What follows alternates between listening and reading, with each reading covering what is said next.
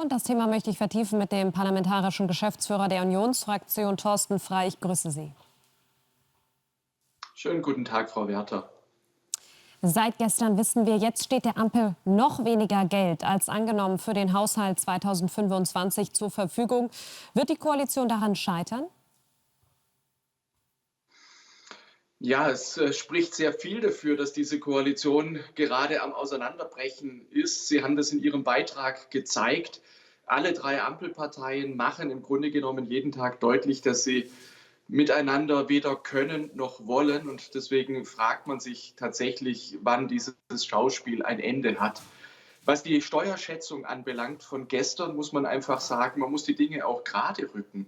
Also der Zuwachs an Steuereinnahmen, der fällt nicht ganz so hoch aus, wie das zuletzt erwartet worden ist. Aber die Steuereinnahmen des Staates wachsen weiter.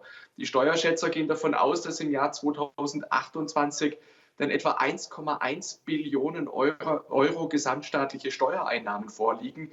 Und das zeigt einfach, es ist keine gute Entwicklung, wenn unsere Wirtschaft im zweiten Jahr hintereinander schrumpft, auf der anderen Seite die Staatseinnahmen ansteigen, dann zeugt es im Grunde genommen nur davon, dass die Menschen und auch die Unternehmen über Gebühr in Anspruch genommen werden.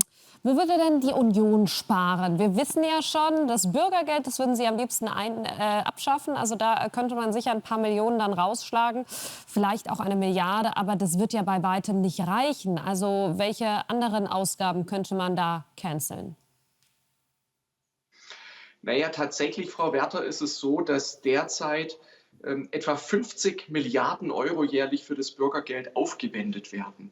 Und wir haben 5,5 Millionen Bürgergeldempfänger. Und wenn es nur gelänge, 1 Million Bürgergeldempfänger in den Arbeitsmarkt zu integrieren, dann würde das für eine Entlastung des Staates sorgen im Volumen von etwa 30 Milliarden Euro. Zur Hälfte auf der Einnahmen-, zur anderen Hälfte auf der Ausgabenseite.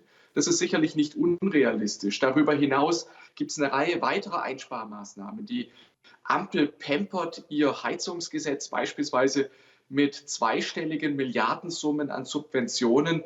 Und darüber hinaus muss man einfach sagen, wir sind Wachstumsschlusslicht in Europa. Hätten wir nur ein durchschnittliches europäisches Wachstum und eine entsprechende zusätzliche Wertschöpfung, dann würde das zu zusätzlichen Steuereinnahmen etwa im Volumen von 20 Milliarden Euro führen. Und dann habe ich noch gar nicht davon gesprochen, dass wir anders als die Koalition Migration eben nicht nur steuern, sondern auch begrenzen wollen. Auch dann könnte man natürlich erhebliche Milliardensummen einsparen. Jetzt hat Robert Habeck einen Vorschlag gemacht, um die Wirtschaft wieder in Schwung zu bringen. Er schlägt einen Deutschlandfonds vor.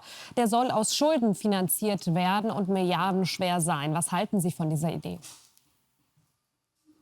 Davon halte ich gar nichts. Und es fällt einfach auf, wir erleben das jetzt nicht zum ersten Mal, dass der Koalition und insbesondere Habeck nichts anderes einfällt, als Schulden zu machen, Staatsinterventionismus zu betreiben und so zu tun, als wäre der Staat und die Politik der bessere Unternehmer. Aber die Wahrheit ist doch, dass unsere Wirtschaft deshalb so schlecht läuft, weil die Standortbedingungen so schlecht sind. Die teuersten Strom- und Energiepreise der Welt, ein nicht mehr wettbewerbsfähiges Unternehmenssteuerrecht. Super sind wir vor allen Dingen bei Bürokratie und Regulierung. Und das Einkommensteuerrecht ist leistungsfeindlich, genauso wie viele soziale Errungenschaften, die am Ende dazu führen, dass nicht diejenigen etwas bekommen, die dringend darauf angewiesen sind, sondern dass vor allen Dingen viele Menschen auch von der Arbeit geradezu abgehalten werden, weil es ein leistungsfeindliches System ist. Und deswegen geht es um die Grundlagen. Die Standortbedingungen müssen verbessert werden. Was die Bundesregierung macht, ist ein Herumdoktern an Symptomen. Thorsten Frey, ganz herzlichen Dank für das Gespräch.